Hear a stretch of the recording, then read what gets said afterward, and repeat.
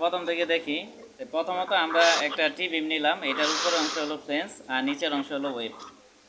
তাহলে 1 নাম্বার ধাপ হলো ডিজাইন লোড বের করব। প্রথমত আমরা স্ল্যাবের ওজন বের করব। এটা সূত্র হলো L × B × H × 2400।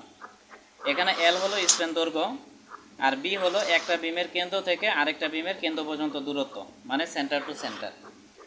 আর H হলো স্ল্যাবের গভীরতা, আর 2400 এটা কংক্রিটের ঘনত্ব। তাহলে এখানে কারো কোনো প্রশ্ন আছে কিনা, থাকলে বলতে পারো। তারপরে 2 নাম্বার সূত্র হলো জলছাদের ওজন। এটার সূত্র আগের মতোই L × B × H' × 1900। তাহলে L এবং B আগের মতোই, আর H' হলো জলছাদের পুরুত্ব বা গভীরতা। এটা তোমার যখন টি বিম ডিজাইন করা হয় তখন জলছাদ নেওয়া হয়। জলছাদের বিষয়টা হলো যে চুন, সুরকি এবং খোয়া এটা সংমিশ্রণে একটা স্ল্যাব তৈরি করা হয়। এটাই, হ্যাঁ, চুন, সুরকি, খোয়া। সুরকি এটা ধরো সিমেন্ট, বালি, খোয়া যেমন একটা মিশ্রণ তৈরি করা হয়। চুন, সুরকি, খোয়া, সুরকি একটা ম্যাটেরিয়ালস আর কি। ঠিক আছে, এই হলো বিষয়। তারপরে দেখো এখানে H' লিখে দেওয়া হয়েছে ছাদের পুরুত্ব। তারপরে লাইভ লোড, এটা সূত্র হলো L × B × LL। তাহলে LB আগের মতোই, আর LL মানে কি, প্রশ্নে যতটুকু লাইভ লোড দেওয়া থাকবে সেটা। হ্যাঁ, এখন দেখো ওয়েবের উপর মোট লোড, এই যে ওয়েবের উপর মোট লোড W'। তাহলে এখানে যে লোডগুলো পাবো আমরা সবগুলো যোগ করবো, যোগ করে যেটা হবে সেটাই W'। এরপরে ওয়েবের আবার ওজন আছে, এই ওয়েবের ওজনটা আমাদের ধরতে হবে। তাহলে ওয়েবের ওজন আমরা 10% ধরবো। কার 10%? এখানে যে W' আছে, W'-এর 10% ধরবো। তাহলে 10% মানে কি, 10 আর পার্সেন্টের জন্য 100 ভাগ হয়ে যাবে। তাইলে এই পর্যন্ত কারো কোনো প্রশ্ন আছে কিনা, থাকলে বলতে পারো। 10% কেন নেওয়া হয়েছে? এটা নিতে হবে, মানে আমরা এখানে টোটাল যে লোড পাবো এটা 10% ওয়েবের লোড ধরে, নির্দিষ্ট 10% নাকি এটা 8 থেকে 10% আমাদের ধরতে হবে। স্বাভাবিক 8 থেকে 10%? হ্যাঁ, স্বাভাবিক 8 থেকে 10%। মানে এখানে বেশি ধরে তাহলে হবে না। না, বেশি ধরা যাবে না। এখানে আমরা যে W' মান পাবো এটার 8 থেকে 10% ধরতে হবে। তাহলে বুঝাইতে পারছি কিনা? নুসরাতের কোনো প্রশ্ন আছে? আচ্ছা, এরপরে মোট ওজন। মোট ওজন বলতে এখানে যে লোডটা পাবো আর এখানে যে লোডটা পাবো এই দুইটা যোগ করব, যোগ করলেই মোট হয়ে যাবে। এরপরে দেখো প্রতি 1 মিটার দৈর্ঘ্যে লোড। আমরা সর্বদা ওমেগা দিয়ে হিসাব করি, আগে থেকে কি আমরা ওমেগা দিয়ে হিসাব করতেছি। এখানে অঙ্কটা আমরা ওমেগা দিয়েই করব। তাহলে ওমেগার সূত্র হলো ওমেগা =W/L। হ্যাঁ, বলো। স্যার, এখানে যে লাইভ লোডটা দেওয়া আছে, লাইভ লোডটা কি ইয়াতে প্রশ্নতে দেওয়া থাকবে? হ্যাঁ, এখানে যে LLটা লিখছি এই LLটা প্রশ্নে দেওয়া থাকবে। আর H আর B ও কি থাকবে নাকি ওটার মতন আবার সূত্র অ্যাপ্লাই করতে হবে? না না, এগুলা ডিরেক্টলি দেওয়াই থাকবে। এগুলার জন্য এক্সট্রা কোনো সূত্র অ্যাপ্লাই করার প্রয়োজন নাই। আচ্ছা, তারপরে দেখো এরপরে 2 নাম্বার হলো সর্বোচ্চ শিয়ার। তাহলে আগের মতোই V = ω/L/2। এরপরে সর্বোচ্চ বেন্ডিং মোমেন্ট আগের মতোই, সাধারণভাবে স্থাপিত স্ল্যাব হইলে ω/L²/8, আর অবিচ্ছিন্ন স্ল্যাব হইলে কি ω/L²/12। এরপরে বিমের গভীরতা। তাহলে বিমের গভীরতা আগের মতোই সূত্র B = B/BD। আগে আমরা পড়ছি BD আর এখানে হলো B'D, এই এতটুকুই পার্থক্য। আবার এখানে B' = ½ D, এটার সূত্র, এটা আমাদের মনে রাখতে হবে। আমি অঙ্ক করানোর সময় এগুলোর ব্যবহার দেখাবো, আপাতত আমি সূত্র দেখাচ্ছি। এরপরে দেখো কভারিং 9 সেন্টিমিটার ধরতে হবে। হ্যাঁ, উপরে। আচ্ছা, হ্যাঁ, এখন ঠিক আছে। স্যার, এখানে বি প্রাইমটা দিছে, এটার মান কোথায়? এটার মান প্রশ্নে দেওয়া থাকতে পারে, তবে থাকবে না। B'-এর মানটা আমরা ½ D ধরে নিব, মানে এখানে B'-এর পরিবর্তে আমরা এখানে ½ D বসাবো, বসায় ক্যালকুলেশন করব। আর ডির মানটা কোথায়? ডির মানটা আমরা বের করব, এই যে বিমের গভীরতা, আমাদের টার্গেট তো গভীরতার মান বের করা। ডি এর মানটা আমরা এখানে বের করব। আচ্ছা, ডির মান আছে। আচ্ছা, ঠিক আছে। হ্যাঁ, মানে B'-এর পরিবর্তে ডি আসবে আর এখানে ডি আছে, তাহলে আমরা ডির মানটা এখানে মূলত বের করব। এই হলো বিষয়। তাহলে আমরা ধরি কভারিং 9 সেন্টিমিটার, তাহলে মোট গভীরতা। এখন মোট গভীরতা ইকুয়াল আমরা আগেই জানি যে কার্যকরী গভীরতা যোগ কি কভারিং, এই হলো বিষয়। তাহলে এখানে হাফ কি শুধু বি প্রাইমের জন্য ধরবো? হ্যাঁ কি যে এখানে হাফ যে লিখলেন না, ওটা কি হাফ আবার বি কি মান বের করে এই জায়গায় লিখবো? না, মান বের করে লিখবো না, আমরা মূলত বি প্রাইমের পরিবর্তে এখানে হাফ ডি বসাবো, বসায়া ক্যালকুলেশন করে আমরা এই যে ডির মানটা বের করবো। এটা আমি যখন অঙ্ক করাবো তোমাদের দেখাবো।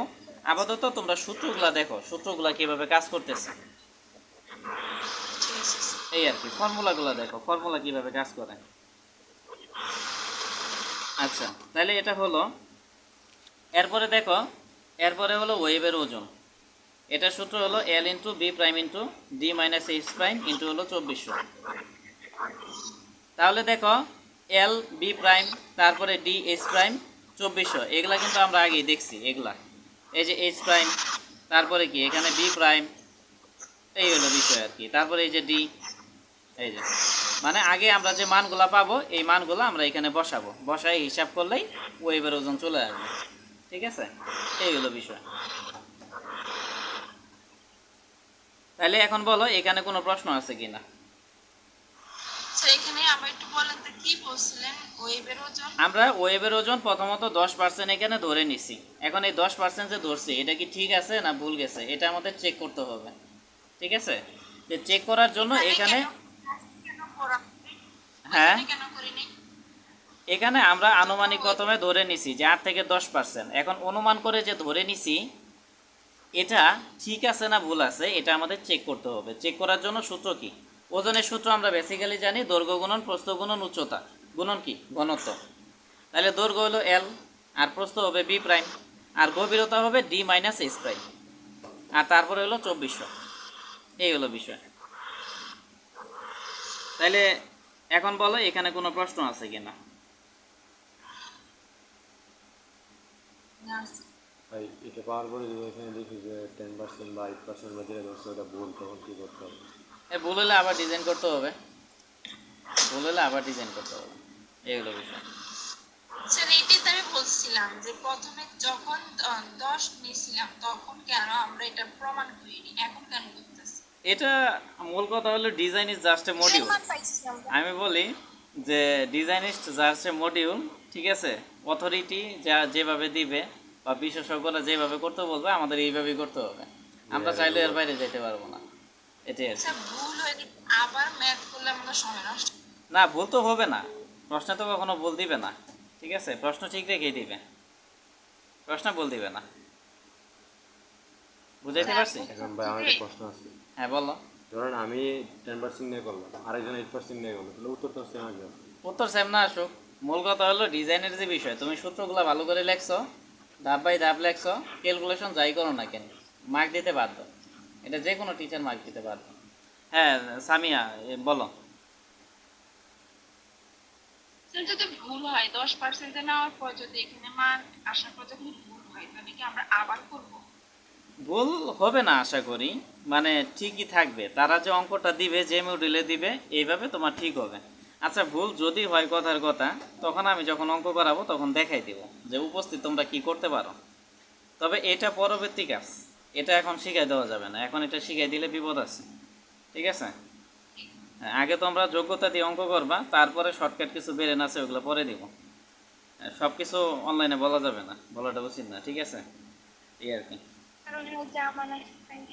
না, এখানে যে আমি ভিডিওটা করতেছি এটা তো আমি ইউটিউবে দিব, বুঝতে পারতেছো না? সব কিছু যদি অনলাইনে বলি তাহলে তো আমার নাম মামলা হয়ে যাবে। এই হলো বিষয়। তাহলে আশা করি বুঝতে পারছো বিষয়টা। হ্যাঁ, এরপরে টেনসাইল রডের ক্ষেত্রফল। তাহলে সূত্র আগের মতোই A S equal to M by F S JT, কিন্তু এখানে আগে আমরা জে এবং ডির মান কি আলাদা আলাদা করে বের করছিলাম। এখানে জেটির সূত্র হলো D minus T by two. এই হলো বিষয়। D minus T by two, এখানে টি নিব না, আমরা এইচ প্রাইম নিব, D minus H prime by two. ঠিক আছে, আচ্ছা এইচ প্রাইম একটা কাজ করি আমরা, এইচ প্রাইমের পরিবর্তে আমরা টি ব্যবহার করি, এটাই ভালো হবে। কারণ বইয়ে যে মডিউল আছে এই সবগুলো টি দিয়েই করছে। এক কথা এখানে যে আমরা এইচ প্রাইমটা লিখছি এটার পরিবর্তে তোমরা টি ধরো, এটাই বেশি ভালো হবে। কারণ ম্যাক্সিমাম জায়গায় তারা টি দিয়েই হাইলাইট করছে। মানে এইচ প্রাইমের পরিবর্তে টি ধরে নাও, আর কোনো কাজ নাই। এস প্রাইম না ধরে শুধু টি তাহলে ধরো। আমরা এটা কি প্রস্থ? হ্যাঁ, টি হলো তোমার এই যে জলসাদের পুরুত্ব আর কি। এস প্রাইমের কথা বলছিলাম, এস প্রাইম না ধরে টি ধরো, কারণ এখানে ম্যাক্সিমাম জায়গায় তারা টি দিয়েই কাজ করছে। আচ্ছা, মানে এস প্রাইম যেখানে ছিল সেখানে খালি টি লিখে দিছে, আর কোনো কাজ নাই, টি ধরছি। তাহলে এখন দেখো জেডি, জেডি সূত্র হলো D minus T by two, তাহলে D minus T by two নিলাম। এখন এই পর্যন্ত কারো কোনো প্রশ্ন আছে কিনা, থাকলে বলতে পারো। ব্যাস। আচ্ছা, এরপরে 32 মিলিমিটার ডায়া রড ব্যবহৃত হলে, তাহলে রডের সংখ্যা আমরা কি জানি, মোট ক্ষেত্রফল divided by pi by 4 into একটা রডের ব্যাস স্কোয়ার, এটা আগে থেকে আমরা জানি এই সূত্র। এরপরে আমরা চাপ পীড়ন নিরীক্ষা করব, মানে আগে আমরা যখন অঙ্ক করছিলাম